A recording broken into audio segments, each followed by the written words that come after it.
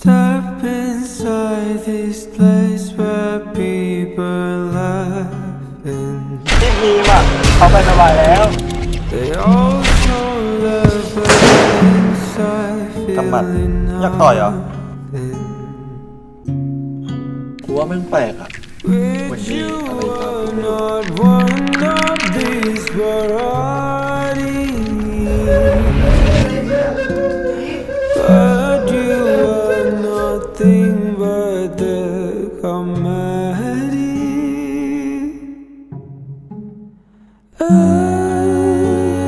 I can't stop laughing now.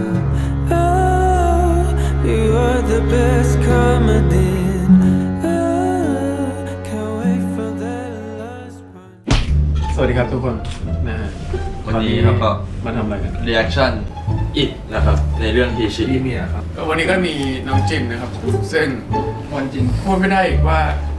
เกี่ยวข้องยังไงด้วยกัน ใช่ แต่ว่า น้อง อยู่ จะ ใน ไม่เคยดู อยู่ใน EP 2 ด้วย ถ้าใครไปพอดดูตอนนาทีที่เท่าไหร่นะ จำไม่ได้ช่วงที่เต้นกันอยู่ ซึ่งเป็นความบังเอิญมากๆ ซึ่งวันนี้จินจะมาร่วมเรีแอคชั่นกับเราด้วย โดย เป็นค ที่ วามบังเอิญด้วยเหรอ เป็นความบังเอิญ ยังไงอ่ะ คือจริงมันอยู่ในงานนั้นจริงมันอยู่ในงานนั้นอยู่แล้ว EP 2 ที่เอ็มคอเทียของเรา นี่จิน ทำได้นี่ไงเอาไปละ แล้วคนที่ยังไม่เคยดูของเรานะครับ นี่ก็จินนะจินก็ยังไม่รู้ว่าตัวเองอยู่ในนั้นจิน รู้ยังเนี่ยตอนนี้รู้ยัง เห็นตัวยัง มันดูหน่อมแนมมากเลย สำหรับพิชิตนะครับผมเราจะเล่าตั้งแต่ EP แรกก็คือ EP แรกเนี่ยเปิดเรื่องมาโดยที่ว่าไมค์กับพีมเนี่ยอยู่ในคลาส acting ไม่ต้องเปิดมาด้วยคู่อีก คู่นี้ก่อนนะ ชื่อไหนเลย ก็คือเป็นคู่สองคู่แรกที่กำลังเรียน acting กับครูอยู่ ใช่ แล้วอยู่ดีๆก็ถึงตาไหมแต่ว่าพอดีบังเอิญพีมาเข้ามาเพราะว่าพีมาสายมันเป็นอาถรรพ์ ทำให้ตัวนี้ จะมาทำงาน เกมมางานเกมจะสายประมาณชั่วโมง5นาทีนะ ไม่ใช่พอพีมเข้ามาเสร็จปุ๊บเนี่ยครูอ่ะเขาก็บอกให้ไม้กับพีมเล่น acting ด้วยกันแล้วก็เลยไปเล่น acting ด้วยกัน คนนี้ไปนะคนนี้ไปคนนี้ เนี่ยไอ้นี่มันจะเล่ายาวเดี๋ยวเมื่อกี้พยายามจะเล่าสรุปแล้ว แล้วเสร็จแล้วก็เรียน acting class ด้วยกัน เสร็จแล้วก็ภาพมันก็ตัดปับแล้วก็ตามไปดูนะ เดี๋ยวแล้วก็แบบว่าเหมือนว่าสรุปคีย์ของมันคือไม่กับพีมไม่กับพีมไม่กับพีมเนี่ยมันมี something บางอย่างเกิดขึ้นอะไรเงี้ยโดยที่เราไม่รู้ก็จบ EP แรกไปใช่ไหม คือเพื่อนๆ เปิด EP 2ก็ปรากฏว่าไม้กับพีมเนี่ยมันมี something จริง ๆอะไรเงี้ยแล้วแฟนของไม้ จริงๆก็เลย คือไม้เนี่ยเป็นผู้ชายที่มีแฟนไม่ได้มีแฟนเป็นผู้หญิงนะฮะแล้วก็แบบสุดท้ายก็แบบแฟนของไม้ก็ได้รู้ความจริงด้วยอะไรบางอย่างใครบางคนที่ทำให้รู้อะไรเงี้ยจนสุดท้าย คนนั้น ก็ ไม่ใช่พี่นะ ทำไมต้องร้อนตัวแล้วก็เลยทำให้ไม้ทะเลาะกับพิมจนเป็นสาเหตุทำให้พิมเนี่ยจมน้ำในสระน้ำเพราะพิมว่ายน้ำไม่เป็นหรือเปล่า หรือว่าว่ายน้ำเป็นก็ไม่รู้อันนี้ต้องไปดูเองนะฮะ พอเราเห็นความจริงกับเรื่องของการแสดงหมายว่ามันก็แยกกันไม่ออก ก็เลยลีดมาสู่ตอนสุดท้ายก็คือพิมเนี่ยจมน้ำเสียชีวิตนะครับ ยังไม่เสียรู้ได้ไงว่าเสียหรือไม่เสีย เสียชีวิตป่ะ ไม่รู้ดู มันเสียตั้งแต่2แล้ว เพราะเราก็ไม่รู้เหมือนกัน เสียตั้งแต่1แล้วมั้ง นะฉะนั้นก็ เสียก็ต้อง มา งั้นเดี๋ยวเรามาเริ่มดูชัปเตอร์3กันเลยครับ ครับ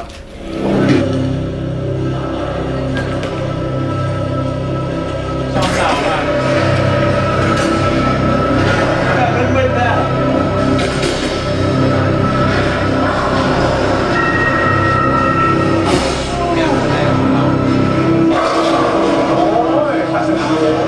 3-3แนวหนึ่งเฮ้ยอะไรไม่ไหวแล้ว คนก็สั้นอยู่แล้วหรอ ไม่เล่นอ่ะ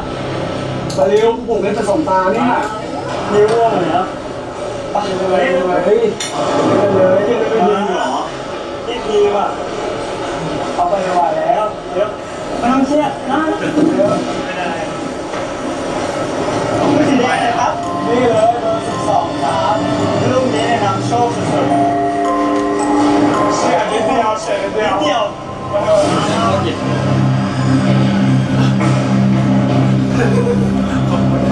เฮ้ยโอ้เมื่อกี้เสียงนี้ได้นะเนี่ยรอบหน้ายิงกูอ่ะหน้ามันหลบมาก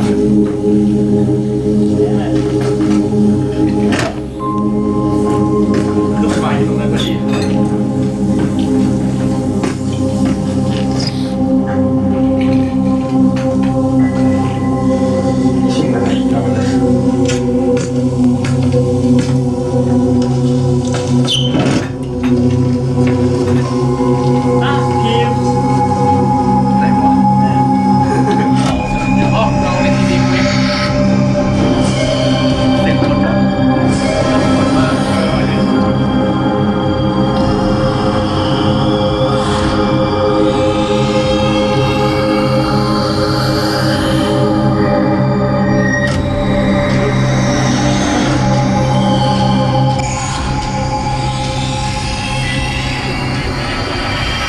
เฮ้ยเป็นอะไรเนี่ยตกใจเลยค่ะเลยวะ กูว่าห้องนี้มีอะไรแปลกๆว่ะอะไรแปลก ไม่รู้ไม่มีนะ ๆกูไม่รู้สึกรู้สึกอะไรวะไม่รู้กูว่าไม่แปลกอ่ะเหมือนมีอะไรตามกูไม่รู้อ่ะ หลอนแล้ว เนี่ยหลอนแล้ว ไปกินข้าวไปจะได้มีสติไปเร็ว เออ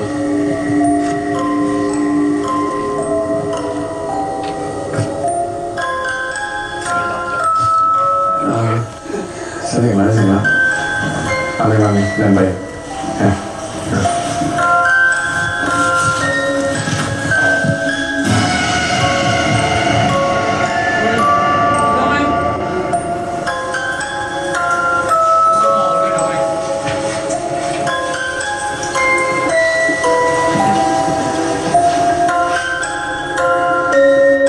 แล้วไม่มีใครเนี่ยแล้วถ่ายยังไง เราบอกในบ้านเนี่ยก็คือหลอนอยู่แล้วอ่ะ อันนี้บ้านใคร อันนี้ไม่รู้อันนี้ไม่ได้ถ่ายใช่ไหม เจ็บไปจะไป อันนี้ Dream House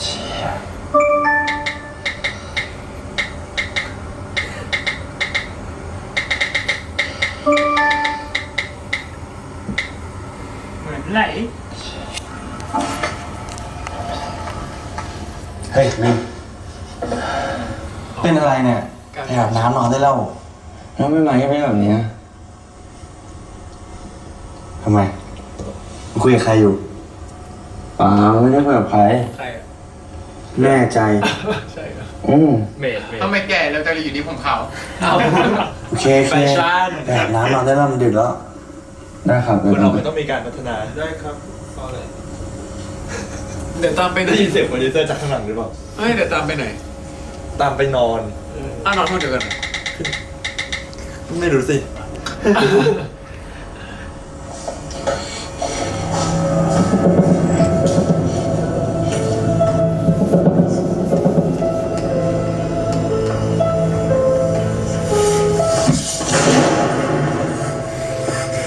เฮ้ยพี่ไม้ใจเย็นดิ ทำไมไม่ต้องทำลายชีวิตกูด้วยวะ เป็นไรวะพี่ไม้เฮ้ย มันใช่ไหมที่ทำลายชีวิตกูวะ เฮ้ยใจเย็นก่อนปะเรื่องอะไรวะ ไม่รู้ได้ยังไง ก็พูดดิเรื่องอะไรเป็นอะไร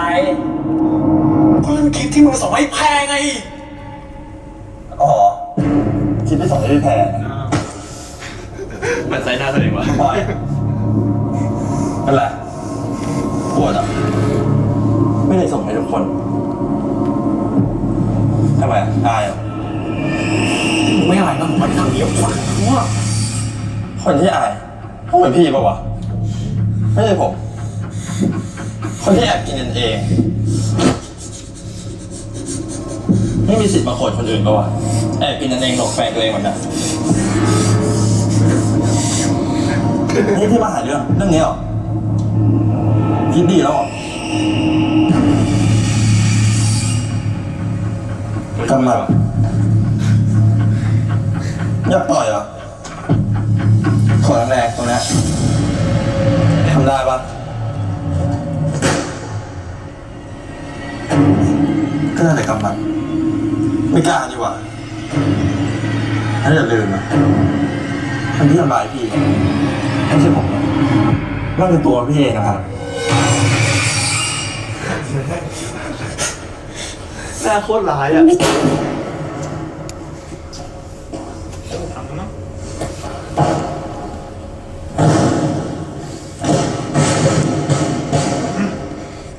แตกไปแล้วสามแผลอยู่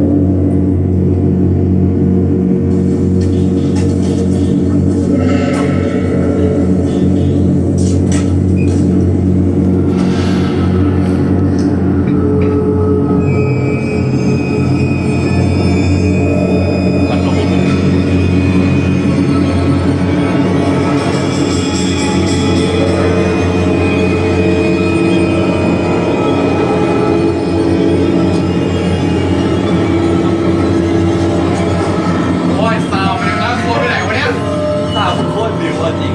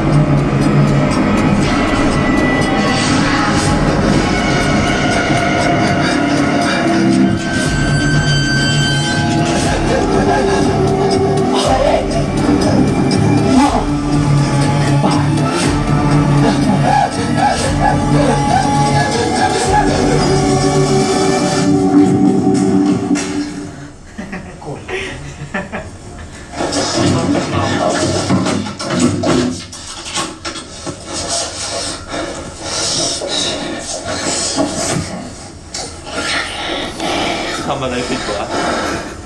มีจะถามอีกเหรอ ไม่ได้ทำอะไรวะ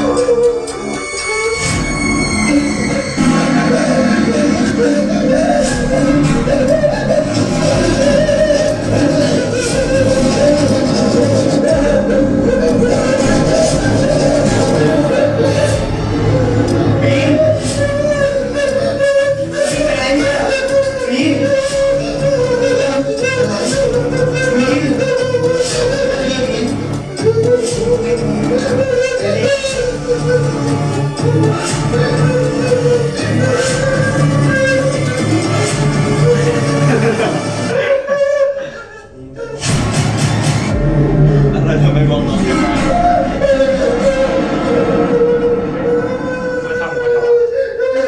ดึงกันดึง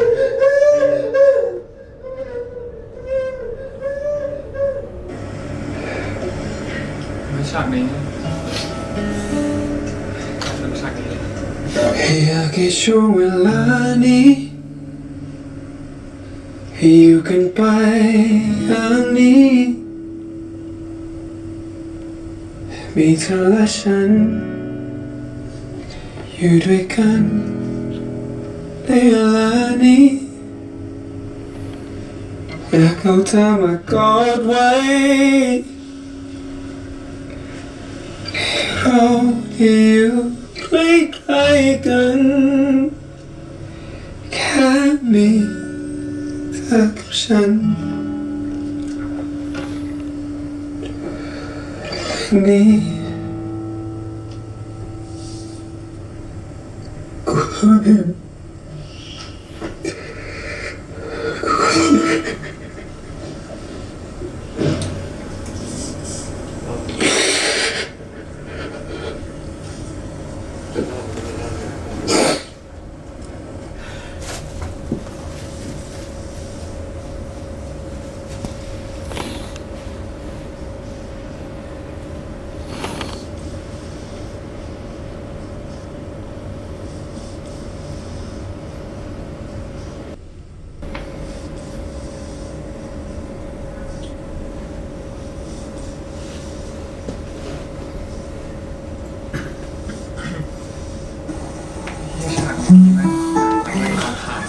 ใช่ ได้ยินแต่นะ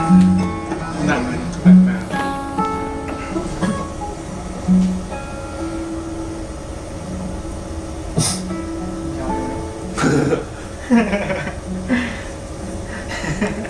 มันผ่านมานานไงแบบ เรื่องของเรามันเหมือนเรื่องตลกแล้วนะว่าไหม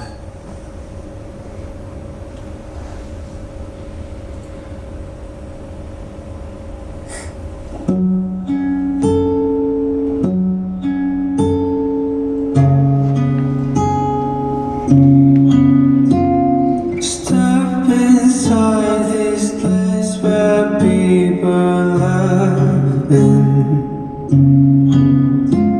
They all show love, but inside feeling nothing. With you are not one of these varieties. But you are nothing but the comedy.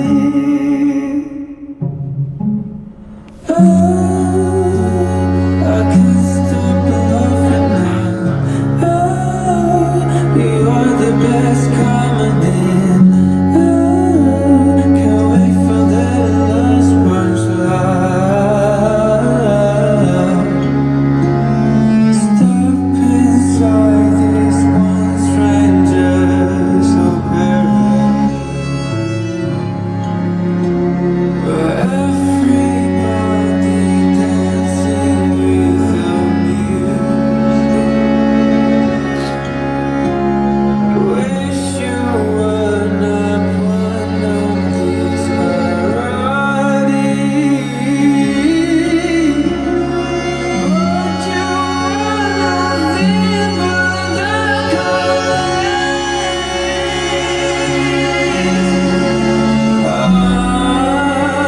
I can't stop laughing now. You are the best comedy. Can't wait for that last punchline.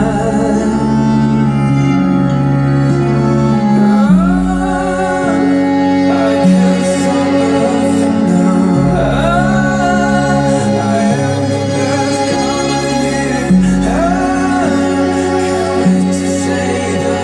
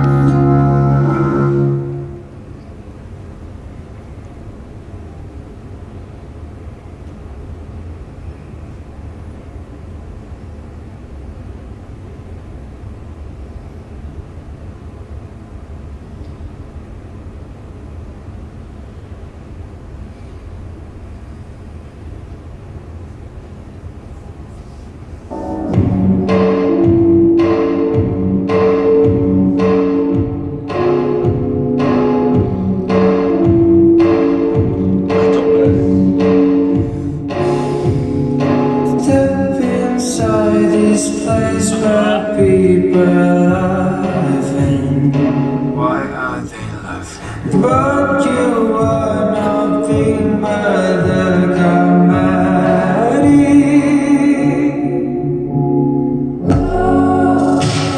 I can't stop laughing now. รู้สึกเหมือนนักร้องว่าจะมีต่อหรือเปล่าจบแล้วเหรอ Can't wait for that อันซ้ายมันโคตรโคตรโหด life.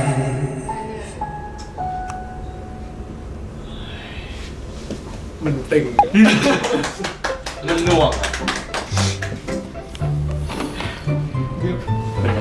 มันแบบ เป็นยัง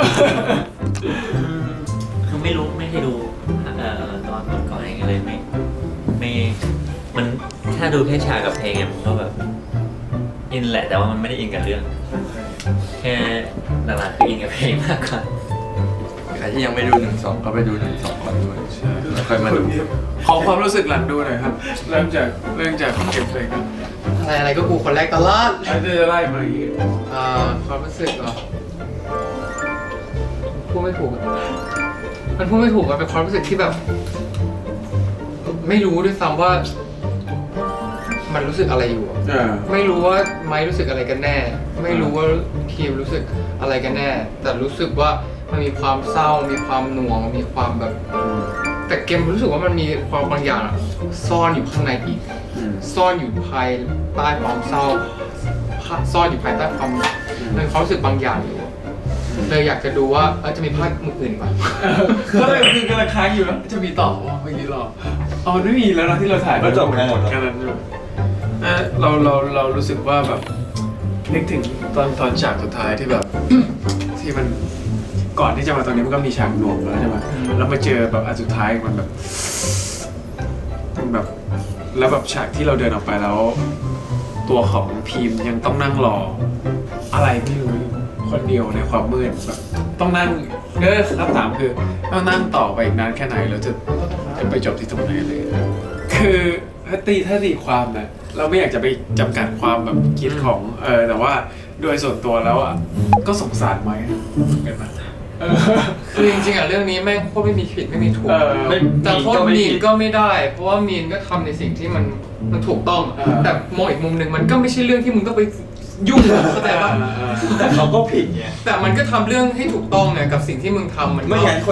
นที่เสียใจมันก็จะกลายเป็น แต่ แฟน มันก็เป็นเรื่องของความรักมึงรู้ได้ยังไงว่าไม่ผิดถ้ามันเป็นเรื่องของความรัก คือเรื่องนี้มัน มันไม่มีใครผิดใครถูกเว้ย ไม่มึงอะผิด ไม่ผิดจริงๆพูดเลยว่าไม่ผิด เอาอย่างเงี้ยพิมพ์ถูกที่สุดแล้ว ผู้ถูกกระทำที่สุดนั่นแหละมันก็เลยเหมือนเป็นเรื่องความรักของ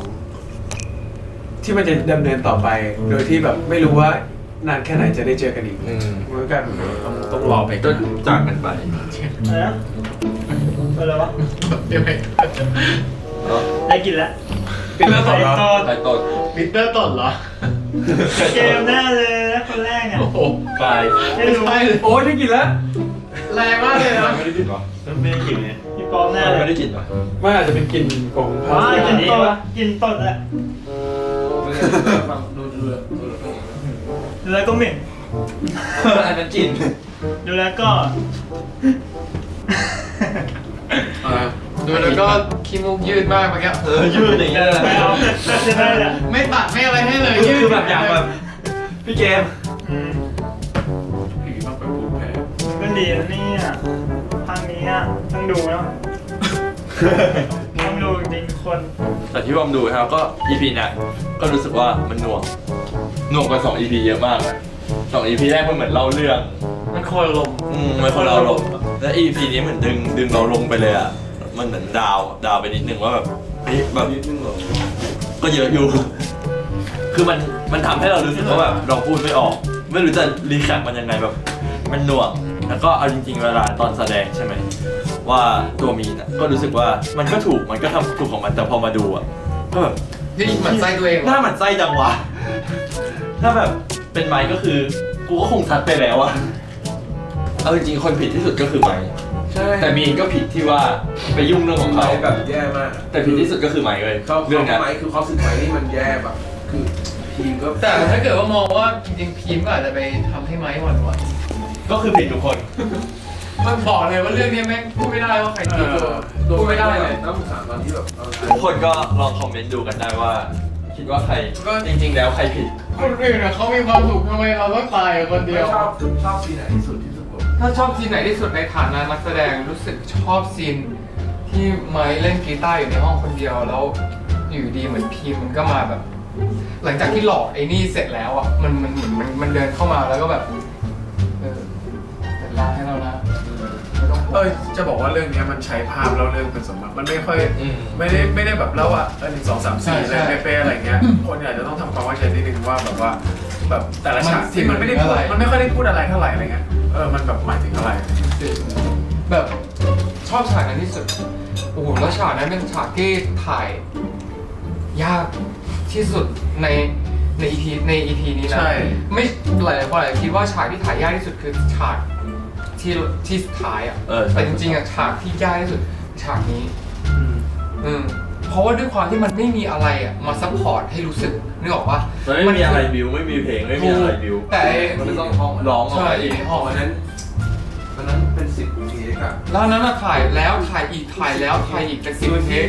กูจำได้เลยกูถ่ายเสร็จปุ๊บอะกูยังร้องไห้อยู่เลยอะ คือมันดาวอะ กูยังร้องไห้อยู่เลยไม่จบอะแล้วกูกลับไปอะบ้านกูร้องไห้อีก4 วันกูเลยกูซึมอีกหลายวันเลยอะแบบมัน มันดาวมาก มันดาวมากอะมันรู้สึกกับมันมาก